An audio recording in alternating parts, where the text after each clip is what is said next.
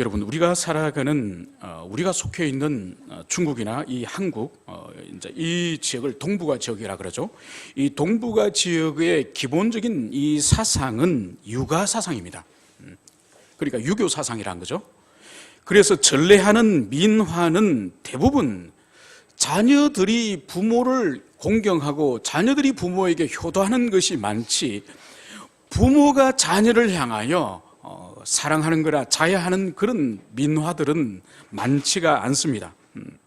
그래서 병든 부모님에게 자녀들이 겨울철에 얼음을 깨고 잉어를 잡아드렸다는 이야기든지, 또 겨울철에 어머님이 죽순을 드시고 싶어서 대나무밭에 가서 울었더니 죽순이 솟아났다는 그런 이야기라든지, 또 겨울철에 어머님이 딸기를 먹고 싶어 하셨는데 그것을 또 구하였더니 또 산신령이 딸기를 주었다든지, 또 눈먼 아버지의 눈을 뜨기 위해서 딸이 인신공양을 했다든지, 주로 이 육아의 이 사상의 배경은 효가 깔려 있기 때문에 자녀들의 헌신과 희생을 통하여서 부모를 섬기는 이런 이야기들이 우리 민족을 비롯하여 동북아 사상에는 깔려 있습니다. 그런데 성경의 관점은 다릅니다. 성경은 기본적으로 하나님께서 당신의 언약의 백성이나 당신들의 자녀를 향하여 사랑과 자비를 베푸는 그것이 기본적인 설정이에요. 그렇기 때문에 성경에서 등장하는 많은 이야기도 자녀가 부모를 섬기는 이야기보다는 부모가 오히려 자녀를 향한 사랑이나 희생이 훨씬 더 많은 것이죠. 우리가 알다시피 귀신 들린 아들을 향해서 아버지가 예수님께 간절히 자기 아들을 고쳐달라고 매달립니다. 그리고 이방인 수로보니게 여인이 자신의 딸이 또한 귀신에 들려서 예수님께 고쳐달라고 간절히 청을 하는 거죠. 그때 예수님께서는 자녀의 떡을 취하여서 개들에게 줌이 합당하지 않다. 그래서 수로보니게 여인을 향해서 그 딸을 고쳐달라고 하는 그 여인을 향해서 주님은 개라고 취급을 합니다. 그럼에도 불구하고 자기 딸의 그 치유를 위해서 간절히 예수님께 매달리는 거죠. 그리고 나인성 과부의 죽은 아들을 위해서 통곡하는 그 과부를 향해서 우리 주님께서 살리시는 것을 봅니다. 그래서 성경에서는 기본적으로 하나님께서 당신의 자녀들과 백성들을 향해서 자비를 베풀듯이 아버지와 부모가 오히려 자녀를 향하여서 희생과 사랑을 하는 그런 이야기들이 훨씬 더 많다는 것이죠. 오늘 저희들이 다루는 이 이야기 또한 바로 성경을 기반으로 하는 자녀를 향한 부모의 희생, 자녀를 향한 부모의 사랑, 이 부분을 가지고 함께 다뤄보도록 하겠습니다. 여러분, 잠시 우리가 요한복음 전체 구조를 우리가 다시 한번 생각하고 이야기를 진전하는 것이 유익할 것 같습니다. 요한복음의 저자기의 목적이 요한복음 20장에서 말씀하고 있는 것처럼 예수께서 하나님의 아들 그리스도임을 믿게 하심이라. 이것이 요한이 이 성경을 기록한 궁극적인 목적이에요. 그러니까 예수님이 하나님의 아들이심을 믿도록 하는 것이 요한복음의 저작의 목적이라는 거죠. 그래서 2장부터 11장까지 사도 요한은 바로 7개의 놀라운 예수님의 이 표적 사역, 기적 사역을 나열하고 있습니다. 이 사역을 나열하고 있는 목적이 바로 뭔가 하니까 예수 그리스도의 신성을 드러내기 위한 거예요. 신성을. 그래서 오늘은 그 두 번째, 왕의 신하의 아들 고치는 이 두 번째 표적에 대해서 함께 다뤄보도록 하겠습니다. 오늘 성경은 예수님께서 이제 사마리아에서 이틀 동안 말씀 사역을 하신 이후에 이제 사마리아를 떠나시고 갈릴리로 가셨다는 그 말씀을 성경은 하고 있습니다. 여러분, 우리 주님께서는 평생 가운데에 팔레스타인 여러 지역에서 말씀 사역을 하시고 치유 사역을 하셨지만은 예수님께서는 고향에서 사역하신 것은 많지가 않습니다. 왜냐하면은 예수님께 친히 말씀하고 있는 것처럼 선지자는 고향에서 높임을 받지 못한다. 그러니까 선지자는 구약시대 때부터 선지자는 자신의 고향에서 그렇게 존경이나 그렇게 하나님의 종으로서 인정받은 사례들이 많지 않습니다. 그래서 예수님 당신께서도 당신이 잘하셨던 갈릴리의 사역은 성경에서 몇 번 있지 않습니다. 그리고 그 사역 또한 매우 부정적인 결과를 가져온 것을 우리가 볼 수 있는 거죠. 그래서 결국은 우리 주님께서 당신의 성장 과정과 당신의 모든 이력을 알고 있는 그 나사렛 사역은 많이 하지 않았다는 것을 알 수 있는 거죠. 여러분, 하나님의 교회 안에서도 목회자와의 관계 가운데서 인간적인 관계가 너무 깊어지면은 말씀에 가마를 받지 못합니다. 제가 열린교회 있을 때에 제가 거기서 군대 동기를 만났습니다. 한 10몇 년 전에 군대 동기가 열린교회 자기 부인이 열린교회에서 신앙생활을 하면서 그 지체도 열린교회를 다니고 있는 거예요. 그 지체는 군대에 있을 때 신앙생활을 안 했던 형제예요. 그리고 부인을 따라서 신앙생활을 했는데 믿음이 별로 없었습니다. 그래서 저를 보자마자 순우야 이러는 거예요. 그리고 10년이 지났는데도 제가 개척하여서 이 교회에 올 때까지도 계속 순우야입니다.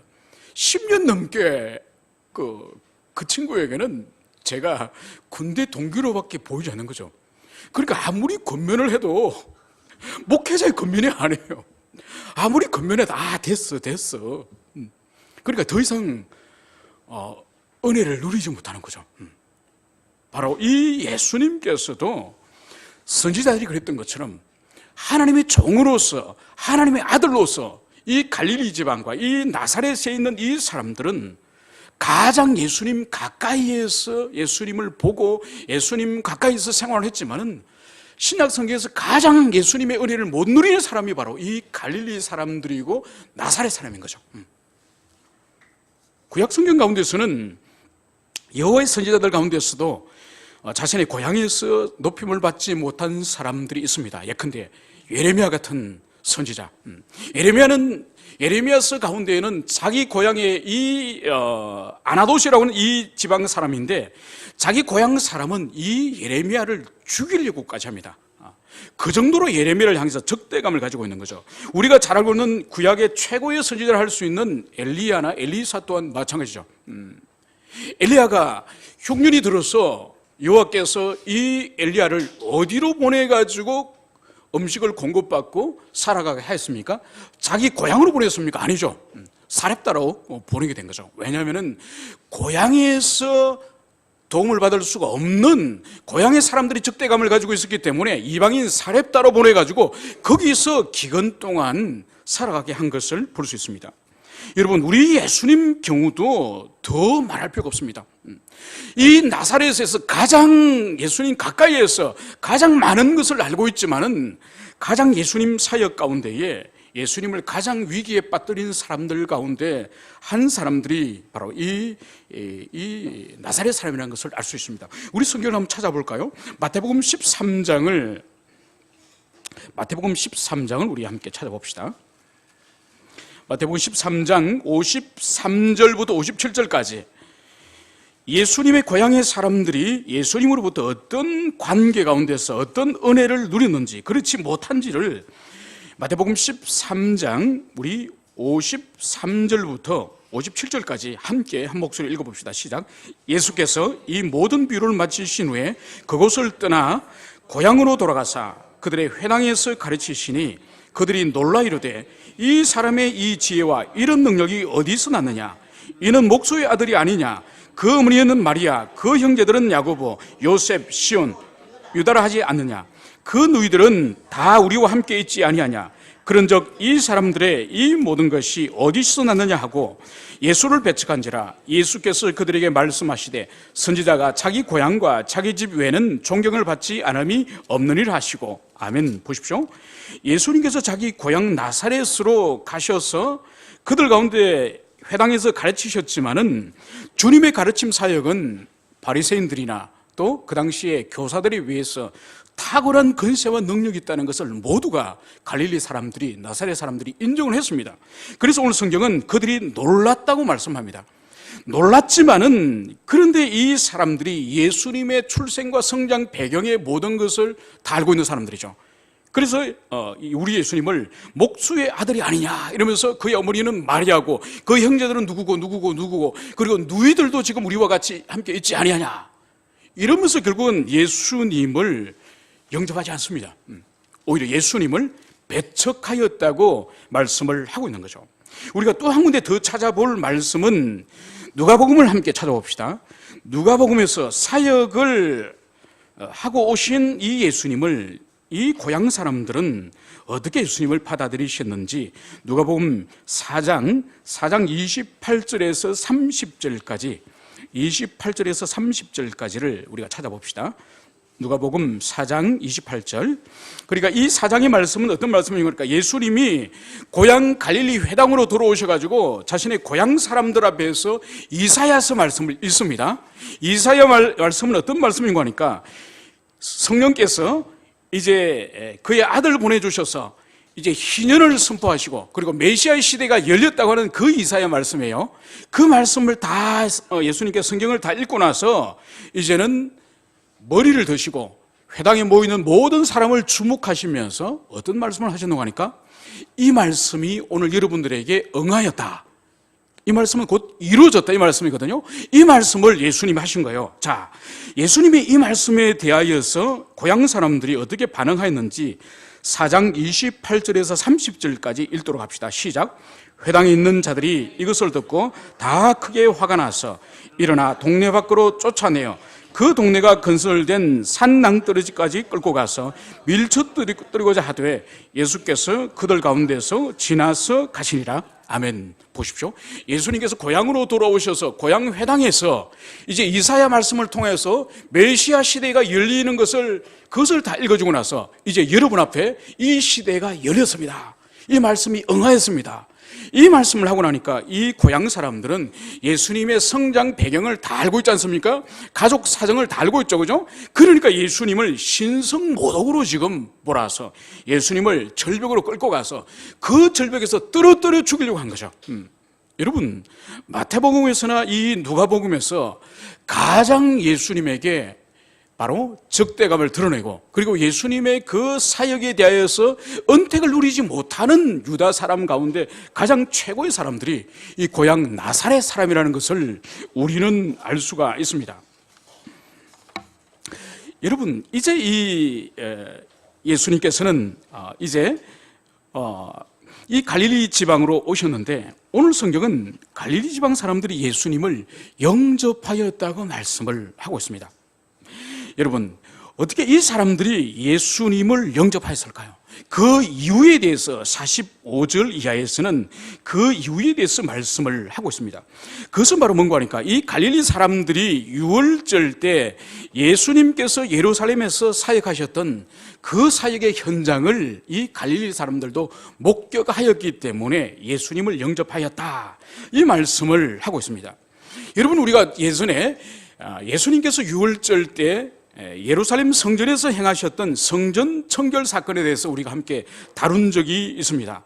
여러분, 이 사건의 의미는 단순히 성전을 오물로 더럽히는 짐승을 쫓아내고 그리고 성전에서 돈을 받고 주는 환정상들이 폭리를 취하는 이 비도덕, 이것에 대해서 주님께서 진노하신 것이 아니라 말씀드렸죠, 그죠? 그 배후에는 이 사역 자체가 바로 말라기 3장에 나와 있는 메시아께서 마지막 날에 성전을 정결케 하신다는 그 예언을 성취하신 그 일이라고 말씀드렸죠, 그죠?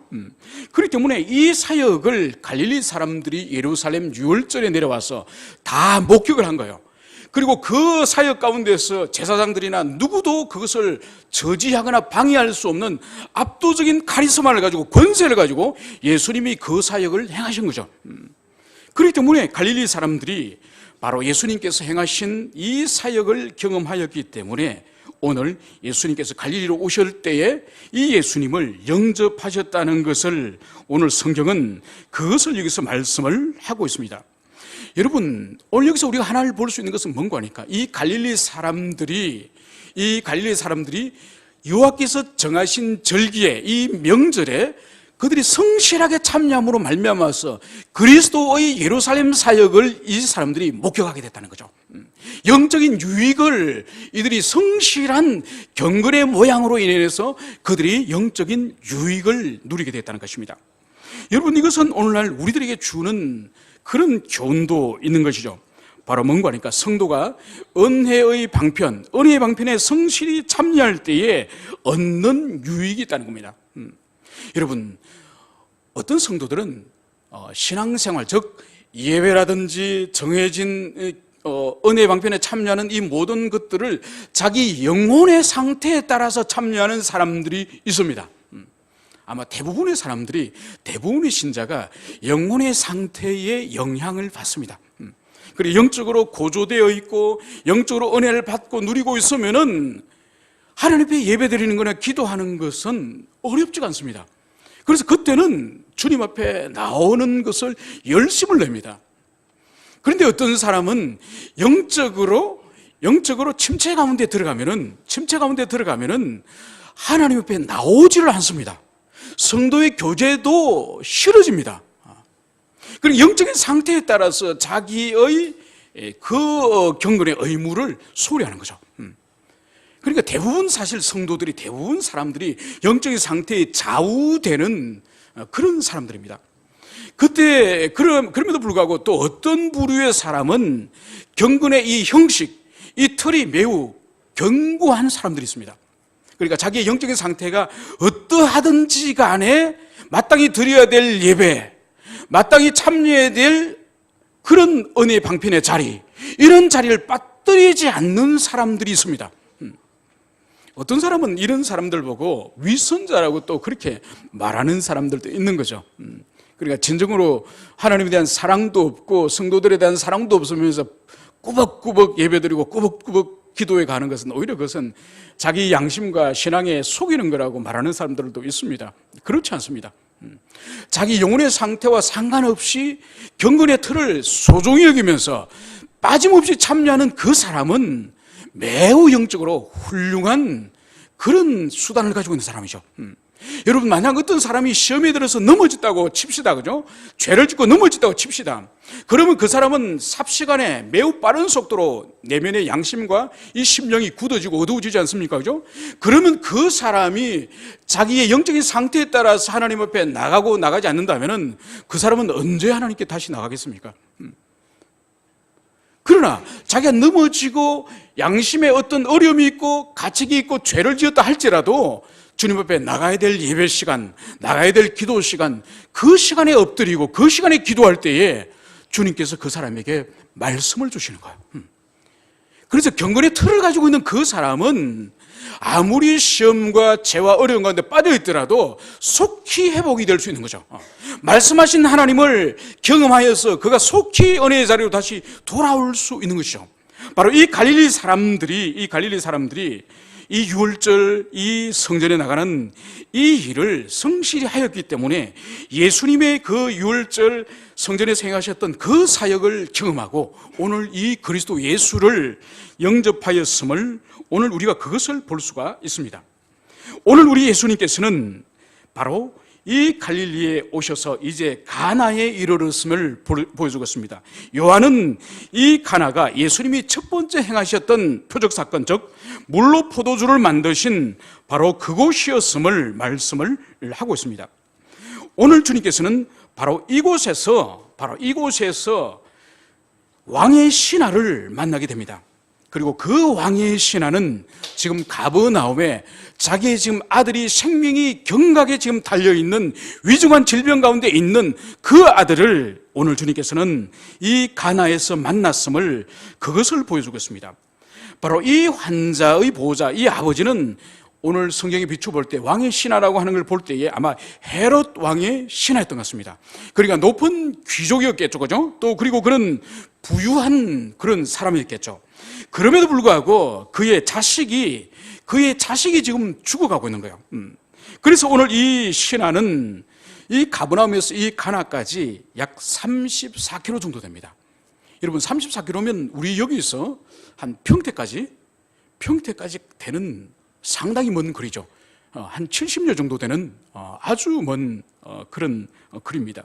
여러분, 이 거리를 오늘 자기 아들 살리려고, 죽어가는 자기 아들 살리려고 오늘 이 왕의 신하가 오늘 우리 예수님께 내려갔음을 오늘 그것을 여기서 보여주고 있습니다.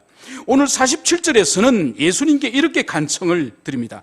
내려오셔서 내 아들의 병을 고쳐주소서. 그가 거의 죽게 되었습니다.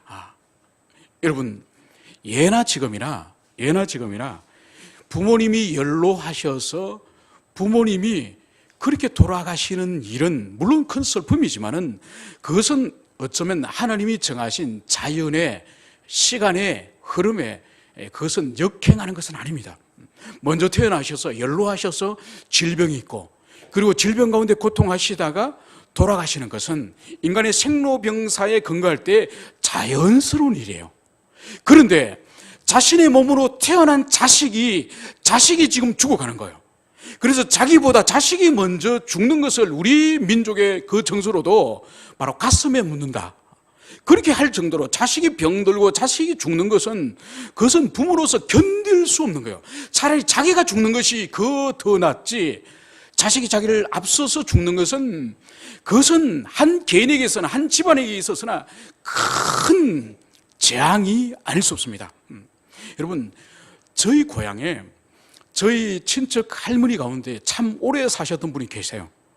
어느 정도 사셨는가 하니까 104세까지 사셨어요. 104세. 그러니까 참 오래 사셨죠, 그죠? 여러분, 그 할머니는 장수하셨지만은 결코 축복스러운 장수가 아니에요. 그 할머니는 104세까지 사시면서 자기 아들, 며느리, 심지어 딸, 사위, 손주, 제가 어릴 때 헤아려 봤습니다. 그 할머니보다 먼저 돌아가신 분을 헤아려 보니까 14명이 먼저 돌아가신 거예요. 자기 손 아래 후손들이 14명이 먼저 돌아가신 거예요. 여러분, 자기보다 먼저 자식들이, 후손들이 돌아가면은요, 엄청난 고통입니다. 그래서 제가 어릴 때 그 할머니를 늘 기억하는 게 뭔가 하니까 그분의 후손들의 제삿날이 되면은 그분이 늘 울면서 가슴을 쳐요. 가슴을 치면서 내가 무슨 죄를 지어서 이러면서 가슴을 치는 거예요. 여러분, 그것처럼 오늘 이 왕의 신화는 2000년 전에 이 시대에 할 수 있는 치료 방법이 뭐가 있겠습니까? 오늘처럼 큰 병은 응급실에서 어떤 처치를 할 수 있습니까? 아니면 약을 제대로 먹일 수가 있습니까? 원인이 뭔지 검사를 할 수가 있습니까? 그죠? 이 시대에 할 수 있는 것은 오늘날 우리들이 들으면 희한한, 처방이 희한한 미신과 같은 그런 처방밖에 없습니다. 머리가 아플 때는 신발을 머리 위에 올려놓게 하고 그게 무슨 처방이 될 수 있습니까? 그러니까 이때는 이런 몹쓸 질병에 걸리면 거의 대부분 죽는 거죠. 그러니까 이 왕의 신하는 자신의 아들이 죽어가고 있는 이것에 대해서 얼마나 두렵고 얼마나 고통스러운지 34km를 달려서 바로 가나에 예수님이 오셨다는 그 소식을 듣고 바로 내려오셔서 내 아들을 고쳐주소서, 그가 거의 죽게 되었나이다. 죽어가는 아들을 간절히 살려달라고 하는 이 간절함이 이 왕의 신하에게 있는 것을 보여줍니다. 여러분, 왕이 신하 정도 되고 귀족이 되면은 종들을 보낼 수 있지 않습니까? 그죠? 말을 타고 빨리 종들을 보내가지고 예수님을 말을 태워가지고 데려올 수도 있지 않습니까? 그죠? 오늘 그러지 않습니다. 지금 이 왕의 신하는 높은 고관임에도 불구하고 자존심도 없고 또 자신의 종들이나 집에 있는 사람들 부려서 그 사람들에게 예수님을 통제하고 모셔올 수도 있었지만은 이 사랑하는 아들이 죽어가고 있기 때문에 바로 자신이 직접 나서고 직접 34km 되는 이 먼 거리를 달려간 아버지임을, 그것을 여기서 볼 수가 있습니다. 여러분, 오늘 이 신하에게 있어서는 우리가 발견할 수 있는 한 가지는 그의 믿음이 불완전하다는 것을 이 신하의 행동이나 말을 우리가 자세히 관찰해 볼 때에 그것을 우리가 볼 수 있는 것이죠. 바로 뭔가 하니까 이 신하는 바로 우리 주님에게 이 가버나움으로 내려오셔서, 이 가버나움으로 직접 주님이 내려오셔서 내 아들을 고쳐주소서, 이 말을 하는 것을 볼 수가 있습니다. 이것은 바로 뭔가 하니까 이 신하는 예수님이 오시면 반드시 자기 아들 죽어가더라도 반드시 고칠 수 있다고 하는 이 확신을 가지고 있는 것은 이건 참 좋은 신앙이에요. 그럼에도 불구하고 이 신하의 믿음의 한계는 뭔가 하니까 예수님이 34km를 오셔서 그 가버나움으로 직접 내려오셔서 아들이 있는 현장에서만이 예수님이 그 아들을 고칠 수 있다고 하는 이 인식을 가지고 있는 거죠. 그러니까 이 신하에게 있어서는 아직도 믿음이 있었지만은 연약한 부분, 불완전한 부분이 있다는 것을 보여주고 있습니다. 그리고 이 신하는 예수님에게 자기 아들을 고치는 방식에 있어서 그 처방을 이 아들 향해서 아버지가 직접 예수님에게 내려오셔서 직접 고쳐달라고 하는 이 처방을 내리고 있는 거죠. 여러분, 우리는 하나님께 기도할 수 있지만은 우리의 문제를 해결하는 처방이 되시는 하나님께 우리가 처방을 내릴 수는 없습니다. 바로 문제 해결에 있어서는 하나님 주권적으로 당신께서 친히 역사하심으로 우리 인생의 문제가 어떤 문제든지 간에 그 해결의 방법은 하나님 당신이 가지고 있는 거죠. 여러분, 제가 만약 병원에 가서 의사 선생님한테 아니면 약국에 가서 약사 선생님한테 이렇게 말한다고 칩시다. 선생님, 제가 몸살 같습니다. 내가 생각할 때는 확실히 몸살입니다. 지금 머리도 아프고 열도 나고 배도 아프거든요. 그래서 일단은 제 시키는 대로 좀 적어보시죠. 자, 머리가 아프니 아스피린 한 알. 자, 그리고 목에 염증이 좀 생기고 부은 것 같으니까 항생제가 필요할 것 같아요. 항생제는 아목사실린 한 알 하고, 그리고 이 약 먹으면 속이 좀 불편하겠죠. 그러니까 위장약은 판크리온으로 한 알씩 처방해줘서 주세요. 이렇게 의사한테는, 약사한테 가서 이렇게 말하면은 그 의사는, 약사는 뭐라 그러겠습니까? 뺨 맞겠죠, 그죠? 가라고. 당신 필요 없다고. 그러니까 우리가 하나님께 인생에 어떤 문제가 있어서 기도할 때는 그 문제 자체에 대해서 주님께서 자비를 베풀어 주시도록, 주께서 말씀으로 고치시든지 어루만지셔서 고치든지 어떤 방식으로 고치든지 주님께서 자비와 사랑을 베풀어 달라고 우리가 그것까지는 기도할 수 있지만은 바로 소화제를 넣고 항생제를 넣고 진통제를 넣고 이렇게 처방해달라고 약사에게 말하는 것도 부당한데, 하나님께 대해서도 그리스도께 대해서도 요렇게 내 아들을, 요렇게 내 딸을, 요렇게 내 남편을 고쳐달라고 그렇게 하는 것은 합당한 기도의 태도가 아닌 것이죠. 그래서 결국은 오늘 우리 주님 앞에 이 사람의 이 신앙은 바로 우리 주님께서 이 아들을 반드시 살리고 고칠 수 있다는 것은 믿고 있지만은, 그러나 이 왕의 신하는 아직 그리스도이심을, 바로 하나님의 신성을 이 그리스도 예수가 가지고 있다는 여기까지는 오늘 미치지 못하고 있는 불완전한 신앙이라는 것을 우리가 오늘 볼 수가 있습니다. 오늘 이 말을 들은 우리 예수님께서는 오늘 신하에게 이렇게 말합니다. 너희는 표적과 기사를 보지 못하면 도무지 믿지 아니하리라. 여러분, 오늘 주님께서는 여기서 지금 책망을 하고 있는 거예요. 여기서 너희라고 지금 지칭하고 있는 이 말씀은 이 신하, 왕의 신하를 포함하지만은 그 나머지의 그 주변에 있는 모든 유대인을 다 향한 책망이라고 볼 수가 있습니다. 여러분, 주님의 책망은 마치 거절처럼 보입니다. 그러니까 노라고 하는 것처럼 보입니다. 그러나 주님의 책망은 거절은 사실 아닙니다. 여러분, 성경 가운데, 복음서 가운데에 주님께서 마치 거절하는 듯한 그런 주님의 어법들이 있거든요. 그런 표현들이 있습니다. 그때에 이것은 거절이 아니라 사실 주님께서 기도자, 즉 청원자에 대한 믿음을 테스트하는 겁니다. 그렇게 진정으로 지금 갈망하고 있는지, 진정으로 소원하고 있는지, 그것을 주님께서는 테스트하고 있는 그것을 볼 수 있는 거죠. 그래서 수로보니의 여인이 바로 자기 어린 딸이 귀신 들려서 고통당하는 그 모습을 보고 내 딸을 고쳐주소서 그렇게 간구했을 때에 예수님께서 시치미를 떼시고 자녀의 떡을 개들에게 줄 수 없다, 이렇게 정말 냉정하게, 어떻게 보면 잔인하게 이방인의 여인을 향해서 개라고 부르지 않습니까? 그죠? 그러니까 여인에게 있어서는 자존심이 짓밟히는 거죠. 지금 어린 딸이 귀신이 들려서 고통받는 것도 서러운데 그 구원자이신 그 예수님이 하시는 말씀이 개라는 게 개. 그러니까 어떻게 보면 얼마나 자존심 상하고 거절을 당한 느낌이겠습니까? 그럼에도 불구하고 우리 예수님께서는 그 수로보니의 여인을 향해서 너의 딸을 내가 고쳐주지 않겠다고 하신 그 말씀이 아니에요.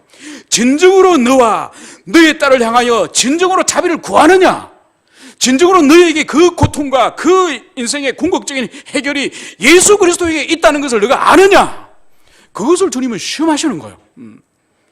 여러분, 여기서도 왕의 이 신하를 향해서 너희는 도무지 표적과 기사를 보지 못하면 도무지 믿지 않는구나, 이런 거절의 말씀 같은 이런 표현들, 이것은 왕의 신하면 귀족이고 높은 신분과 지위를 가지고 있으니 그에게 예수님께서 이 말씀하신 것은 어쩌면 매우 자존심을 상하게 하는 그런 표현으로 들렸을 수도 있을 것입니다. 그럼에도 불구하고 이 오늘 왕의 신하는 자존심 상해서 내가 당신에게 부탁하지 않겠다, 이렇게 무시할 수도 있느냐? 당신이 뭔데 왕의 신하인 나를 감히 알아보지 못하고 이럴 수 있느냐? 이런 말씀 없습니다. 예수님께서 거절하는 것처럼 이렇게 이 왕의 신하를 책망하였지만은 이것 또한 믿음의 테스트예요. 진정으로 네 인생에 있는 그 문제, 네 인생에 있는 그 문제를 진정으로 해결되길 원하느냐? 그 문제가 다른 어떤 방법이 아니라 예수 그리스도에게만 해답이 있다는 것을 네가 과연 믿고 있느냐? 이것을 예수님께서는 반복적으로 질문하는 방식이 바로 이 왕의 신하를 향해서 거절의 형태로, 부정의 형태로 그것을 말씀을 하고 있는 것이죠. 여러분, 오늘 예수님께서는 이 왕의 신하를 비롯하여 유대인들을 또 갈릴리인들에게 지금 발견할 수 있는, 책망하고 있는 이 한 가지는 바로 뭔가 하니까 이 유대인들이 가지고 있는 표적주의 신앙이에요. 표적주의. 여러분, 우리가 지난 시간에 살펴봤던 사마리아인들의 그 믿음과 오늘 이 갈릴리 사람들, 유대인들의 이 믿음을 잠시 비교를 해보면은, 여러분, 이 갈릴리 사람들이 얼마나 표적 중심적인 그 신앙인지 그것을 모릅니다. 그래서 오늘 주님께서도 표적과 기사를 보지 아니하면 도무지 믿지 아니하리라, 이 말씀을 하는 거예요. 여러분, 표적이 뭔가요? 표적은 바로 주님께서 어떤 메시지를 주시고 그 메시지가 확실하다고 하는 증거로서의 표적입니다. 그리고 주님 말씀하신 이 기사라고 하는 것은, 이것은 자연적인 질서를 넘어서는 초자연적인 어떤 놀라운 일, 그것을 기사라고 하는 거죠. 그러니까 이 유대인들은 표적과 기사에 중독이 된 사람이에요. 표적과 기사에 중독이 된 사람이에요. 여러분, 우리가 지난 시간에 살펴봤던 것처럼 사마리아인들이 이틀 동안 예수님을 모시고 그곳에서 사역을 하면서 요한복음에서는 사마리아에서 어떠한 표적이나 기사가 일어났다고 성경은 진술하지 않습니다. 사마리아에서 놀라운 각성과 부흥이 일어난 그 원인은 바로 예수님의 말씀 사역이라는 것이 요한 사도의 진술인 것입니다. 그렇다고 한다면 보십시오. 사마리아 민족들은 어떤 사람들입니까? 그들은 겨우 성경 가운데에 모세의 오경만 받은 사람이에요. 그들이, 유대인들은 구약 전체를 소유한 사람이지만은 사마리아인들은 겨우 오경만 소유하고 있는 그 사람에도 불구하고 사마리아인들은 표적을 구하지 않습니다. 기사를 구하지 않아요. 그런데 유대인들을 보십시오. 유대인들은 완전한 계시를 가지고 있습니다. 완전한, 더 풍부하고 더 많은 계시와 지식을 가지고 있지만은 이 유대인들은 원하는 것이 바로 뭐죠? 예수님에게 표적과 기사를 끊임없이 원합니다. 표적과 기사를. 그래서 오늘 주님께서는 이 표적과 기사를 요구하는 이 갈릴리 사람을 비롯하여 이 유대인을 향해서 오늘 책망을 하고 있는 것을 볼 수 있습니다. 여러분, 이 유대인들의 특징은 이 표적과 기사를 구하다가 오늘 예수님을 영접하지 않습니까? 그죠? 이것은 문제가 뭔가 하니까 이들의 신앙이 매우 가변적이고 매우 안정성이 떨어진다는 거예요. 매우 가변적이기 때문에 신앙이 매우 위험한 상태에 있다는 그것을 보여주고 있습니다. 그러니까 이들이 의지하고 붙잡고 있는 것은 하나님의 말씀, 그리스도의 그 말씀을 따라서 순종하고 말씀을 따라서 움직이는 사람들이 아니라 바로 뭔가 어떤 현상, 가시적이고 감각적으로 경험할 수 있는 표적과 이 이적을 따라서 그들의 신앙이 등락을 한다는 것을 예수님은 그것을 여기서 책망을 하고 있는 거죠. 이것을 가장 잘 보여주는 것이 바로 예수님께서 예루살렘으로 들어가시는 그 사건이죠.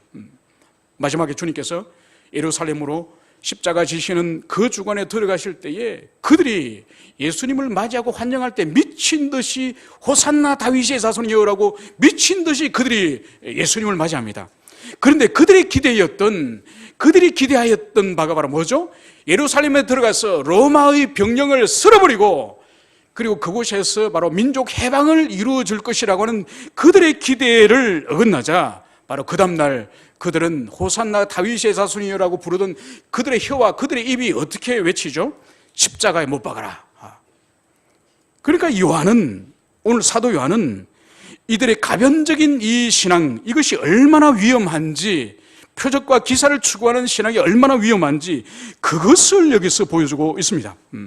여러분, 주님의 공생애 가운데에 유대인들이 얼마나 끊임없이 표적을 구했는지 모릅니다.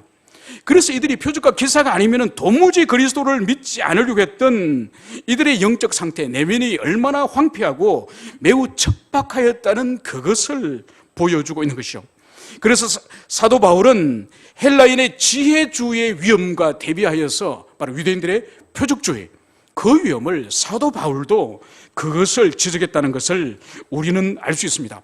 그러므로 성숙한 믿음은 어떤 표적이나 어떤 현상이나 어떤 증거를 보는 것이 아니라 바로 그리스도의 그 말씀을 붙잡고 그 말씀을 묵상하며 그 말씀이 진리임을 묵묵히 따라가는 그 사람이 바로 영적으로 성숙한다는 그것을 우리가 볼 수 있는 거죠. 여러분, 성경 가운데 가장 하나님의 표적을 많이 본 사람은 누굴까요? 어느 시대 누굴까요? 출애굽 시대 이스라엘 백성들이 아닐까요? 그죠? 그들이 이집트로부터 놀라운 그 재앙들과 홍해 바다가 갈라지는 것과 그리고 그들이 광야에서 하나님께서 만나와 메추라기를 먹이시는 것과 신의 산 위에 불로 임하셔서 하나님과 그 언약을 맺는 그 모든 일, 40년 동안 가장 하나님의 놀라운 이적을 많이 경험한 사람이 바로 다른 사람이 아니라 출애굽 시대의 이스라엘 백성들이에요. 여러분, 그들이 순종하고 하나님의 복락을 다 순종하여서 누렸습니까? 아니죠. 다 광야에서 불순종하여 다 엎드려 죽었습니다. 그들은 하나님의 그 말씀을 순전히 믿고 그것을 의지하고 그 말씀을 붙잡고 그 길을 잠잠히 걸어갔어야 되는데 사사건건 하나님께 시비를 걸고 사사건건 모세에게 일을 제기하고 끊임없이 하나님과 갈등과 모세와 갈등하여서 결국은 그들이 파산에 이르러서 광야에서 그들이 다 죽게 됐습니다. 주님은 이미 신의 산에서 언약의 말씀을 다 주셨어요. 다 주셨으면 그 말씀을 끊임없이 묵상하고 그 말씀이 하나님의 의지고 하나님의 뜻이기 때문에 그 말씀을 따라서 당장은 어떤 효력이 일어나지 않고 당장은 어떤 증거가 보이지 않더라도 그 말씀에 잠잠히 순종하고 그 길을 걸어갔어야 되는데 조그만 불평이 있고 조그만 어려움이 있고 조그만 어려움이 있더라도 그것을 모세에게 원망하고 하나님을 원망하고 모든 일을 트집 잡아서 결국은 그들에게 돌아온 것이 뭐였습니까? 광야에 모두가 죽었습니다. 그렇기 때문에 하나님의 이 말씀을 신뢰하지 않고 표적을 구하는 신앙, 어떤 증거를 구하는 이 신앙은 바로 하나님의 말씀과 하나님의 성품에 대한 믿음에 부족해요. 여러분, 말씀을 신뢰하고 말씀을 붙잡는 것은 말씀은 곧 하나님이시기 때문에 하나님의 의지고 하나님 자신이기 때문에 말씀을 신뢰하는 것은 바로 하나님이 가장 기뻐하시는 거죠. 그러니까 사람들은 끊임없이 어떤 눈앞에 어떤 변화의 증거들 그것에 의지하고 그것에 만족하고 그것에 영혼의 안위를 얻으려고 하지만 그것이 아니라는 거예요. 말씀을 신뢰하는 것은 하나님을 신뢰하는 거예요. 그래서 지금 당장 내 증거가 내 눈앞에 어떤 붙잡을 만한 볼만한 증거가 없지만은 주님께서 우리를 인도하셨고 주님께서 여기까지 우리를 도우셨고 함께 하셨다고 한다면은 그 말씀이 마침내 성취할 거라고 하는 그 의지가 있다고 한다면은 주님은 절대로 우리를 실망시키거나 우리를 좌절시키는 분이 아니라는 것입니다. 오히려 성경에는 많은 곳에서 오히려 표적과 기사를 오히려 경계를 하는 것을 볼 수 있습니다. 특별히 신약 성경에서는 많은 곳에서 바울 사도나 또 요한계시록에서 거짓 선지자들, 거짓 그리스도인들, 또 불법 판자들의 거짓 표적, 거짓 기적, 이것을 오히려 경계하고 있는 거죠. 그래서 광명한 천사가 가장한 이 악한 영들이 많은 이적과 많은 표적을 보여주기 때문에 그곳에 미혹되지 말라고 오히려 성경은 그것을 말씀을 하고 있습니다. 여러분, 오늘날에도 하나님의 교회 안에서 하나님의 말씀에 집중하기보다는 이적과 은사주의를 추구하는 이런 무리들이 있는 거죠. 그래서 말씀을 통한 그 말씀 가운데 역사하시는 성령의 역사를 통해서 주님과 인격적으로 교제하거나 주님의 성품을 경험하는 것이 아니라 자기가 눈으로 볼 수 있던 감각적인 그런 열매들을, 그런 증거들을, 그것을 붙잡으려고 하는 그런 사람들이 있다는 거죠. 여러분, 이 은사주의나 신비주의자들이 위험한 것이 바로 뭔가 하니까, 기독교 신앙은 신비한 요소가 왜 없겠습니까? 왜 은사가 하나님의 성령에 말미암아서 없겠습니까? 그럼에도 불구하고 이 은사주의나 신비주의가 위험한 이유가 바로 뭔가 하니까, 바로 진리와 그리스도보다 더 신비한 어떤 현상을 더 높은 곳에 두기 때문에, 그래서 그리스도를 주목하고 하나님의 말씀인 진리를 주목하고 그 말씀이 말씀한 말을 따라가야 되는데, 그거보다 더 어떤 나타난 영적 신비한 현상을 더 높은 위치에 두기 때문에, 그렇기 때문에 기독교 진리를 왜곡하고 본질과 비본질을 뒤집는 그런 현상이 일어나는 것을 볼 수가 있습니다. 오늘 우리 주님의 이 책망에도 불구하고 이 왕의 신하는 끈덕지게 오늘 예수님께 간청하는 것을 볼 수가 있습니다. 자신의 자존심이나 명예나 이거와 상관없이 예수님의 책망 앞에서 인내심 있게 오늘 간청하는 것을 볼 수 있습니다. 주여, 내 아이가 죽기 전에 내려오소서. 여러분이 가지고 있는 인생의 기도 제목, 인생의 문제점, 해결되어지지 않는 그런 문제점, 그걸 위해서 여러분의 명예나 여러분 자존심 버릴 자신 있습니까? 그게 있습니까? 그게 없으면 문제가 해결이 안 돼요. 왜냐하면 여전히 자기를 더 사랑하고 있기 때문에, 여전히 자기의 명예와 자기의 자존심을 더 사랑하고 있기 때문에 문제 해결이 안 되는 거예요. 오늘 이 왕의 신하 보세요. 주님으로부터 높은 신분의 왕의 신하지만은 갈릴리의 목수에 불과한 이 예수님으로부터 책망을 듣고도 조금도 역정을 부리거나 반감을 가지거나 그렇게 하지 않는 거예요. 잠잠히 계속적으로 자기 아들을 살려달라고 애원하는 이 모습을 여기서 볼 수가 있습니다. 그러나 안타깝게도 이 왕의 신하에게는 바로 로마 백부장에게 있는 그 믿음은 없다는 것을 다시 함께 볼 수 있습니다. 로마 백부장은 예수님께서 그 마태복음 8장에서 너희 집으로 가서 내가 그 하인을 고쳐주리라 이렇게 예수님께서 말씀하셨을 때에 백부장은 뭘 말씀했습니까? 우리 주님께? 주님께서 우리 집으로 오는 것을 내가 감당하지 못하겠습니다. 나에게도 신하가 있어서, 나에게도 부하가 있어서 내가 가라 하면 그 사람이 가고 오라 하면 오는데, 우리 예수님께서도 오실 필요 없이 여기서 나라 하면은 낫는데 여기서 말씀만 하십시오, 명령만 하십시오, 그 말을 백부장이 우리 예수님께 하신 거죠. 그러나 이 백부장에게 오늘 가지고 있는 이 믿음을 이 왕의 신하에게는 없습니다. 그럼에도 불구하고 오늘 우리 주님께서는 이 왕의 신하의 믿음의 불완전함에도 불구하고, 부족함에도 불구하고 오늘 주님께서는 책망하지 않으세요. 책망하지 않습니다. 너의 믿음 그 정도 가지고 아들 살릴 수 있을 것 같아? 그 정도 가지고 역사가 일어날 것 같아? 주님 이렇게 말씀하지 않으세요. 오늘 불완전하고 연약한 믿음, 다른 더 탁월한 사람의 믿음에 비하여서는 불완전하지만은 주님은 책망하시기보다는 그의 불완전 믿음만 마저도 사용하셔서 오늘 당신의 이적을 행하시는 이것을 여기서 볼 수 있습니다. 그리고 주님께서는 바로 이 왕의 신하를 향해서 가라, 내 아들이 살아있다. 가라, 내 아들이 살아있다. 이 말씀을 여기서 하는 것을 볼 수가 있습니다. 여러분, 오늘 우리 예수님께서는 이 병 고치는 이 모습을 보면은 매우 쉽게, 그리고 그것을 매우 단순하게 주님께서는 고치신다는 것을 오늘 여기서 볼 수 있습니다.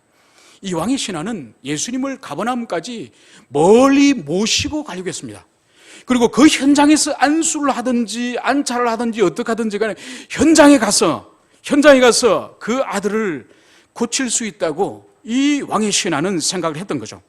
그런데 오늘 주님께서는 가지도 않으시고 또 특별히 손을 들어서 아들의 질병은 떠날지어다, 아들의 육체는 온전할지어다 이렇게 기도하거나 축사를 하지도 않으세요. 그러니까 주님께서는 매우 간단하게, 매우 쉽게 이 아들의 병을 고치는 이 모습을 여기서 볼 수가 있습니다. 여러분, 주님께서는 우리들에게 완벽한 것을 원하시는 게 아니에요. 우리는 그렇게 할 수도 없습니다. 우리에게 주님께서 원하시는 것은 바로 이 신하의 믿음처럼 분명히 주님께서는 오시면 내 아들을 고치실 거라는 확신하고 있는 이 믿음, 그러나 불완전한 믿음, 백부장에 비해서는 부족한 믿음, 그럼에도 불구하고 연약하고 부족하지만은 그것을 주님은 사용하시는 거예요. 그래서 오늘날도 우리에게 주님께서 너무 기대치가 높은 것을 원한다고 생각하면 안 됩니다. 주님께서는 우리에게 있는 그것을 달라는 거예요. 우리가 소유하고 있는 그 믿음, 그것을 달라고 하는 거예요. 그러니까 우리가 주님께 나가면서 절망할 필요가 없는 거예요. 우리 있는 이 모습 그대로 우리에게 필요한 것은 진실함과 정직함이에요. 주님이 원하는 것은 완벽함이 아니라 진실하고 정직함으로 주님, 제가 요거밖에 되지 않습니다. 주님이 지금까지 그렇게 많은 은혜를 베풀어 주시고 함께 해주시고 도와주셨지만은 제가 겨우 요렇게밖에 살지 못합니다. 요게 제 믿음의 현주소입니다. 그걸 진실하고 정직하게 고백하면 되는 거예요. 왜 위장하고 왜 포장하고 왜 위선을 떱니까? 그것이 주님이 싫은 거예요. 오늘 이 왕의 신하가 자존심도 없고 명예도 없고 그 책망을 듣고도 그 아들 하나 살리고 싶은 그 한 마음으로 온전히 주님 앞에 나갔을 때에 주님께서는 가라, 내 아들이 살아있다, 이 축복의 말씀을 오늘 하는 것을 여기서 볼 수가 있습니다. 그리고 이 아버지는 보십시오, 이 불완전한 이 신앙이 바로 주님의 이 말씀에 이어져서 오늘 조금 더 주님을 향해 다른 질문을 하거나 다른 요구가 없는 것을 볼 수 있습니다. 주님, 아들이 살아있다고 하면 어떤 증거를 하나 좀 보여주세요. 내가 그거 보고 집에 가고 싶습니다. 여기서 가버나움까지 34km나 되는데 내가 가다가 아들이 또 죽을지 어떻게 합니까? 증거 하나만 보여주면 제가 그 붙잡고 갈 테니, 이런 말 없어요. 가라 하니 갔더라, 믿고 갔더라는 거예요. 여러분, 주님은요, 주님과 인격적인 교제 가운데 있을 때에, 교제할 때에 그 사람의 믿음을 비약적으로 자라게 하시는 분이 주님이세요. 여러분, 잠시 전에 주님을 찾아왔을 때에 이 신하는 자기 아들 살리기 위해서 오늘 주님과 대화 가운데에 연약함과 불완전한 믿음의 모습을 볼 수 있지 않습니까? 그죠? 그런데 잠시 주님과 대화하면서 가라, 네 아들이 살아있다, 이 말씀 한마디에 조금도 의심 없이 가버나움으로 걸어가는 이 모습을 성경 보여주고 있지 않습니까? 바로 무슨 일이 일어나는 거죠? 바로 주님과 대화하는 요 짧은 시간 안에 이 신하의 내면 가운데 놀라운 신앙의 비약적인 성장이 일어나는 거야.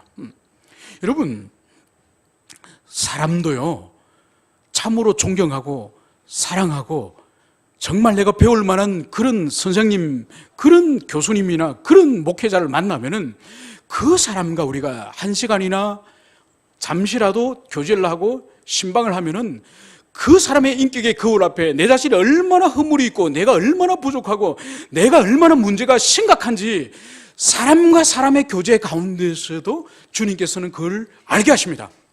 그러면서 그 사람과 한 시간 대화하는 과정 가운데서 내 안에서 스스로, 내 안에서 자기 교정, 자기 수정이 일어나는 거예요. 그래서 한 시간 전에 그분을 만나서 대화하기 전에 내 인격이 이 정도였다가 그분과 한 시간 대화한 후에 내 인격과 신앙이 놀랍게 고쳐지고 비약적으로 발전하는 것을 여러분 경험하지 않습니까? 그죠? 그처럼 이 왕의 신하가 오늘 예수님과 그 짧은 시간 동안 대화 나누면서 그의 불완전한 그 믿음이 오늘 온전케 되었다는 것을 오늘 가라 하니 믿고 갔더라고 하는 이 말씀 가운데 우리들에게 보여주시는 거죠. 여러분, 그러므로 말미암아서 우리의 신앙은 껍데기 신앙을 벗어야 돼요. 경건의 껍데기를 벗어나야 돼요. 뭔가 하니까 주님과 인격적인 실제적인 교제를 해야 돼요. 수많은 예배를 드리고 수많은 기도를 하고 수많은 신앙서적을 읽고 수많은 그런 가르침을 받는다 할지라도 실질적으로 예수님과 인격적인 교제를 해야 된다니까요.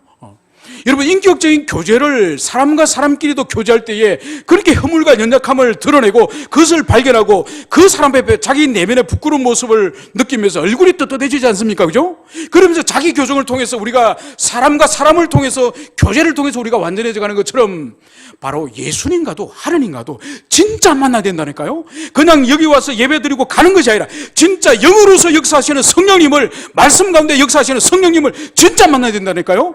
그럴 때에 내면의 교정과 자기 깨어짐이 일어나는 거예요. 그것이 없으면은 교회 100년을 다녀도 목사라도 장로라도 아무런 경건의 보장이 없는 거예요. 오늘 여기서 보십시오. 이 왕의 신하가 그 짧은 시간 동안에 예수님과 이 대화 가운데 내면에 놀라운 변화를 보여줘서 가라하니 너 아들이 살아있다니 조금도 의심하지 않고 가는 이 아버지를 보십시오. 그리고 이 아버지는 이제 가는 도중에 길에서 자기 집에 하인을 만납니다. 그리고 하인에게 아들이 치유되어지고 회복되어졌다는 그 소식을 듣습니다. 그리고 이 아버지는 도대체 언제, 몇 시에, 언제 그것이 이루어졌는지 그것을 확인합니다. 놀랍게도 바로 어제 7시경에 아들이 회복되었다는 그 이야기를 듣는 거죠. 이것을 왜 아버지가 확인하는 거니까 바로 자신이 예수님과 대화하는 그 시간과 아들이 회복된 그 시간을 대조법으로 말미암아서 아들의 치유가 우연히 일어난 일이 아니라 예수님의 그 사역을 통해서 일어났다는 것을 확인하기 위하여서 오늘 바로 이 아버지는 확인하는 거죠. 그래서 약물을 먹이거나 의사의 치료는 회복의 시간이 필요하지만 예수님의 역사는 바로 단번에 순간적으로 그 치유가 일어났음을 그것을 보여주고 있는 것이죠. 그래서 이 아버지가 믿고 오늘 성경은 온 집안이 다 예수 그리스도를 영접하였다, 이 말씀을 여기서 하고 있는 것입니다.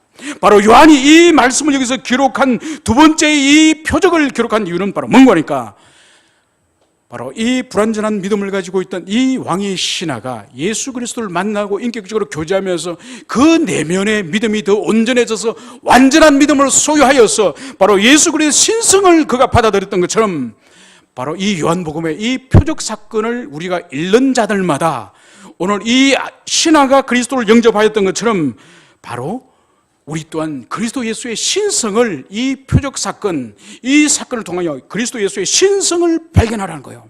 그리고 신성을 발견한 자는 어떻게 반응이 될 것인가? 그리스도 예수를 하나님의 아들로서 제2위신 하나님으로서 영접하라고 하는 것이 바로 성령님께서 우리들을 향한 메시지라는 것을 여러분들이 기억하시기를 간절히 축원을 드립니다.